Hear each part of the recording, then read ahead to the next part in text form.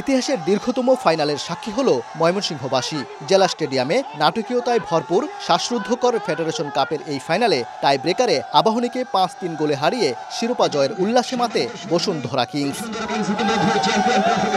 আলোক স্বল্পতার কারণে গেল ২২ এপ্রিলের স্থগিত হওয়া ম্যাচের শেষ ১৫ মিনিট খেলতে মাঠে নামে দুদল। আবাহনীর বিপক্ষে ১০ জনের দল নিয়ে মাঠে নামলেও দারুণভাবে প্রতিরোধ গড়ে তোলে বসুন্ধরা কিংস। খর্বশক্তির বসুন্ধরাকে পেয়েও সুবিধা আদায় করতে পারেনি আকাশী নীল। ম্যাচটি শেষ পর্যন্ত গড়ায় টাই ব্রেকারে। পেনাল্টি শুটআউটে বসুন্ধরার হয়ে প্রথম শটেই স্কোর করেন জোনাথন ফার্নান্দেজ।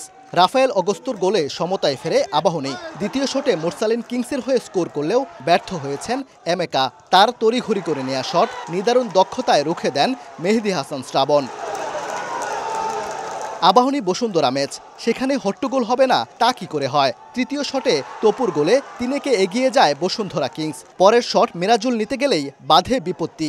স্পট কিকে মিরাজের পা বল স্পর্শ করার আগেই গোললাইন থেকে বেরিয়ে আসেন শ্রাবণ। সেটা ঠেকালেও রেফারি দেন ফাউলের বাঁশি। তৈরি হয় উত্তেজনা। ডাগ আউট ছেড়ে বসুন্ধরা কিংসের ফুটবলার ও অফিসিয়ালরা ঢুকে পড়েন মাঠে। রেফারির সঙ্গে কিংস গোলরক্ষক কোচের বাগবিতণ্ডা, অতঃপর হলুদ কার্ড। সাময়িক উত্তেজনায় ম্যাচ কিছুক্ষণ বন্ধ থাকলেও শেষ পর্যন্ত আর ভাগ্য সহায় হয়নি আবাহনীর। মিরাজুল গোল পেয়েছেন ঠিকই, কিন্তু কিংসের সবার নিখুঁত ফিনিশিংয়ে চতুর্থ ফেডারেশন কাপ নিশ্চিত করেই মাঠ ছাড়ে ভেলেরিউতি তার দল।